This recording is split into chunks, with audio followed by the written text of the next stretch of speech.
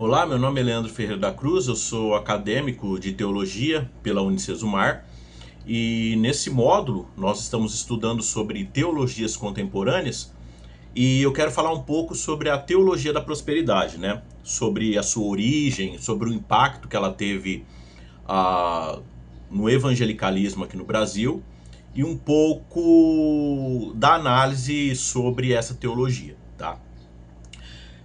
Bom, a teologia da prosperidade, ela basicamente vai nascer ali nos Estados Unidos, né, entre a década de 40 e 50 ali, com grandes nomes ali, como Oral Roberts, como Kennedy Reagan, né, e até na nossa atualidade, através de grandes pregadores como Benny Hinn, por exemplo, que é um canadense, e essa teologia ela vai se propagar tanto na América do Norte quanto na América do Sul. A teologia da prosperidade ela praticamente nasce com uma cosmovisão a respeito da prosperidade em si, tanto da parte financeira quanto da saúde, como algo de ligação entre o homem e Deus, né? Para a teologia da prosperidade, ela vai apregoar como o cristão, como servo de Deus, ele precisa ter uma prosperidade, ele precisa ser fiel a Deus, tanto na questão financeira quanto na questão material, para que Deus possa retribuir a ele também bênçãos financeiras e bênçãos materiais. Essa teologia, ela praticamente nasce, né, na filosofia do pensamento positivo, onde vai se apregoar que o cristão, através da fé, ele tendo a sua mente positiva, ele acreditando, ele determinando algo, aquilo automaticamente vai acontecer na vida dele, né? Então, essa teologia ela vai pegar alguns textos bíblicos isolados e vai dizer que nas palavras do cristão existe poder. Então, se ele determinar algo, aquilo automaticamente vai acontecer, né? Então, baseado nessa filosofia do pensamento positivo, né, que as palavras têm poder, então essa teologia ela vai ser desenvolvida e ela vai ganhar muita força nos Estados Unidos, né, através desses pregadores. E o Brasil, como ele é um país que ele importa muito coisas novas dentro do meio evangélico, ele acabou importando essa teologia para o Brasil também, né? Então, ali no final da década de 70, durante a década de 80, essa teologia ela vai se desenvolver muito aqui no Brasil, né? Ela começa dentro das igrejas neopentecostais e depois ela acaba se expandindo também para igrejas neopentecostais. Esse período é um período que a igreja pentecostal ela tem um avanço significativo aqui no nosso país, né? Então a igreja pentecostal, como a Assembleia de Deus, Igreja Pentecostal Deus de Amor, e o Brasil para Cristo e tantas outras igrejas, elas acabam ganhando muitos adeptos, né? Com a pregação da cura divina, né? Das doutrinas de usos e costumes. E no final desse avanço das igrejas neopentecostais, começa então a surgir as igrejas neopentecostais, que vai ter a sua base de pregação para ganhar ali os seus adeptos com a teologia da prosperidade. Então a teologia da prosperidade ela vai basicamente ser a ferramenta para atrair adeptos para o seu movimento, né? Enquanto outras igrejas elas vão pregar o arrependimento, a conversão, a salvação pelo sacrifício de Cristo, o método agora das igrejas neopentecostais vai ser usar a necessidade ou até mesmo a ganância do homem para que eles se acheguem até a Deus, né?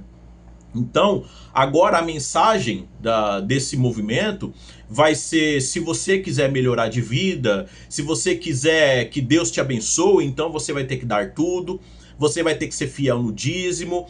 E essa pregação, ela acaba ganhando o coração das pessoas mais humildes, né? Porque Uma pessoa que muitas das vezes ela está numa necessidade, está passando por privação de pão, está com uma enfermidade e ela ouve essa mensagem, quem que não quer ser abençoado por Deus, né? Quem que não quer melhorar de vida, quem que não quer ter prosperidade de Deus? E isso acaba meio que ganhando o coração das pessoas mais necessitadas. E isso, aqui no Brasil, acaba tendo uma explosão muito grande, né? Então a gente tem ali no início a Igreja Universal do Reino de Deus, que vem com essa, que traz essa mensagem, né, do Kennedy Reagan aqui para o Brasil. E depois disso a gente vai ter então a Igreja Internacional da Graça de Deus e depois a Igreja Mundial e tantas outras vertentes que acabam saindo desses dois movimentos, né? Tanto da Igreja Universal do Reino de Deus quanto da Igreja Internacional da Graça. E isso ganhou tanta proporção aqui no nosso país que acabou atingindo então igrejas pentecostais até mesmo como a Assembleia de Deus, né? E até hoje essa mensagem da teologia da prosperidade ela vem sendo pregada para os fiéis como se o fiel ele quer receber algo da mão de Deus, ele tem que ofertar, ele tem que fazer um voto, ele tem que ser fiel no dízimo e muitas das vezes distorcendo textos bíblicos como Malaquias 3:10, né? Trazei os dízimos à casa do tesouro, exatamente para poder colocar no coração das pessoas que se elas quiserem ser abençoadas, elas precisam ser fiéis no dízimo. E se elas não forem fiéis no dízimo, né? Elas não vão ter a prosperidade, elas não vão ser abençoadas. Muito pelo contrário, né? O devorador irá devorar tudo que ela tem e ela ficará na miséria porque ela não está sendo fiel a Deus nos dízimos. E essa teologia da prosperidade, como ferramenta de, vamos dizer assim, entre aspas, evangelismo, ela tem ganhado proporção porque ela tem mexido exatamente na ferida do brasileiro, né? Que é a necessidade. Então, a pessoa mais humilde, que ela quer ser abençoada, ela vai acreditar muitas das vezes nessa doutrina e ela vai acabar abraçando esse tipo de fé, né? Por outro lado, você tem pessoas também que muitas das vezes não têm tanta necessidade, mas acabam sendo levadas por essa mensagem e deixam, vamos dizer assim, a ganância do seu coração, né, a florescer e acabam acreditando que Deus ele é um dono da venda ali que está disposto a trocar o dízimo, a devoção, os bens materiais do seu servo com bênçãos celestiais e muito mais com aquilo que o seu servo pedir, né?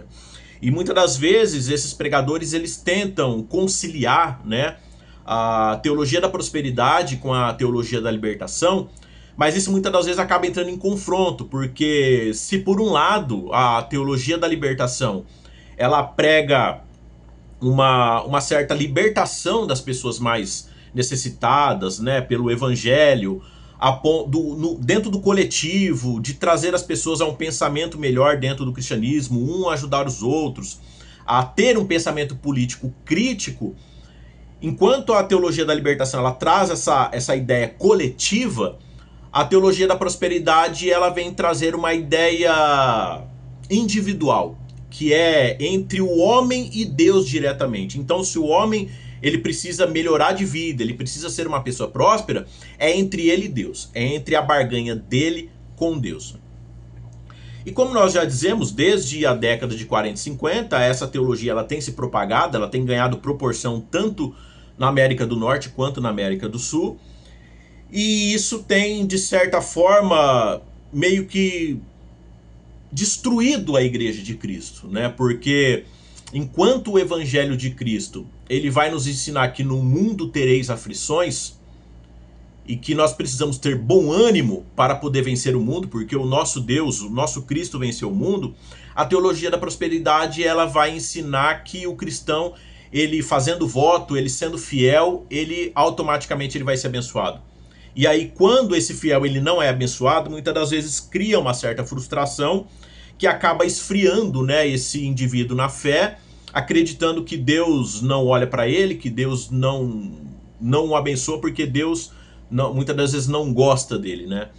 E essa teologia ela tem destruído tanto a Igreja de Cristo quanto o próprio Evangelho, porque enquanto o Evangelho ele prega a salvação do indivíduo através do seu arrependimento, da sua mudança de vida, né, da sua metanoia, a teologia da prosperidade, ela tira o foco do ser humano, que é mudar a sua mente, mudar o seu caráter, mudar o seu espírito, e acaba ensinando que o evangelho é um meio de barganha para receber de Deus a prosperidade, receber a bênção de Deus, coisas materiais. O que contradiz as palavras de Jesus quando ele diz para nós que